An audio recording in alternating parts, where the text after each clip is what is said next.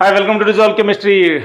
Dear students, in the previous video of haloalkanes, we have discussed regarding preparation of haloalkanes, okay, and underlying chemistry, what it involves, that detailed we have studied, okay, like Marconi's rule we have studied, okay, and then how hydrogen bromide is added, how 1,2 hydride shift will occur, okay. This is all being discussed in the previous videos.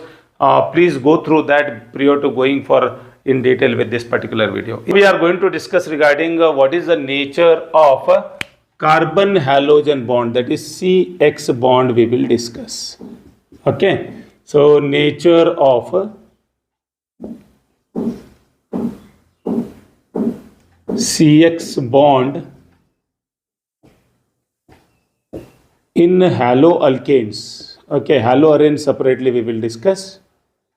Here we will discuss only regarding nature of the CX bond in haloalkanes. Well, prior to going for this, if you know what type of intermediates are involved in the reaction, either it is carbocation, carbanion, free radical, what type of mechanism is involved in the reaction, means you must be thorough with reactive intermediates, you must be thorough with the reaction mechanism, and you must be thorough with, and followed by that, electronic effects, what we call like inductive effect, mesomeric effect, okay, electromeric effect. If you are aware of all these things, the dynamic involved in that, so then what happens, it will be very easy for you people to understand the organic chemistry, reactions, particularly chemical, as well as methods of preparation which are involved in the preparation of a particular class of compounds. Fine. So let us look into, prior to going for reactivity of haloalkanes. Okay, let me clear you what is the nature of CX bond, because we know that reaction means what? Breaking of the bond. Okay, when I said haloalkane here, halo group is the functional group, you know that one. Functional group means which is going to decide the chemical reactivity of that particular compound. So therefore, we categorize them as a particular class of compound as haloalkanes, right? So therefore, this CX bond is very important because it is going to involve in the reaction. So then if you know the nature of that bond, then how it involves in the reaction, that we can make out, right? So let us see that one. So here, if you consider this, in X means you should remember maybe fluorine, chlorine, bromine, iodine. Generally we come with these two more rather than fluorine and iodine. Fine. Anyway, so we know that these halogens are 17th group elements and your carbon belongs to 14th group, right? Therefore, as we know that along the period what happens, the electronegativity goes on, increases from left to right. And as a last group, it is almost last group, we can say 17th group. So therefore, the highest electronegative group in the respective period will be your 17th group elements. Okay. So therefore, they are highly electronegative. We know that one. What is electronegativity? It is the tendency of an atom to attract covalently bonded electron towards it. So that tendency we call it as what? Electronegativity. So therefore, compared to this carbon, halo group is more electronegative, maybe fluorine, chlorine, bromine, iodine, whatever it is.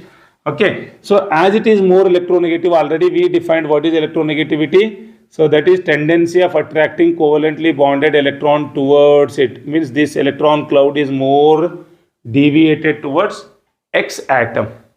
So that leads to what? When the electrons are pulled by the X towards it, then X will acquire partial negative charge and your C will acquire partial positive charge. Okay, and this difference makes out this bonds to cleave. As such, suppose if I disturb this molecule by taking a reagent or by heating, whatever it is, okay, by any means, generally it prefers to undergo what?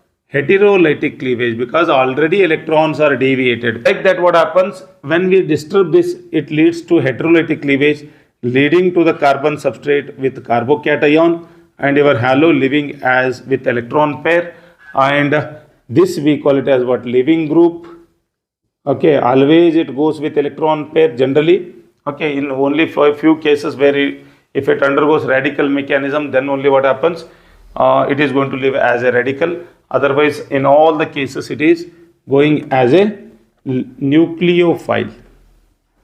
living nucleophile, what we call, means which is going to leave the substrate.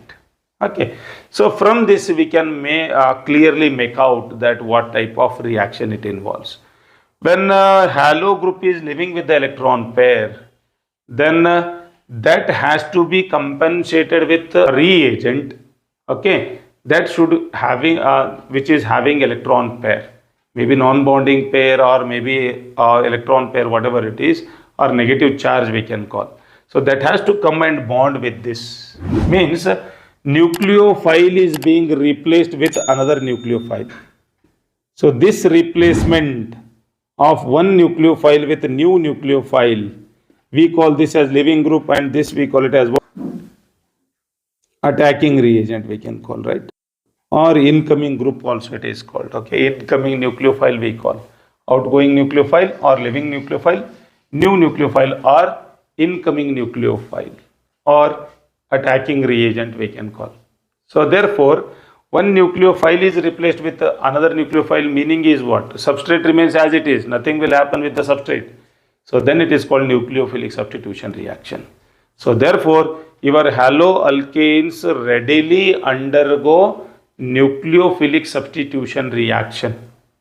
Okay, your living nucleophile will be always your halo group, and incoming nucleophile maybe with non-bonding electron pair or maybe with electron pair or negatively charged what it possesses. Like we can take, say for example, OH minus is there, Cn minus is there, NH3 is there. So these are all called as nucleophiles. Okay, right? So these will take the place of a halo group, and we will be going to get a substituted product. So therefore, from the nature of the CX bond, we can clearly understand that it prefers to undergo nucleophilic substitution reaction. Fine. And the second thing is, see, apart from this nucleophilic substitution reaction, okay, it also prefers to undergo dehydrohalogenation.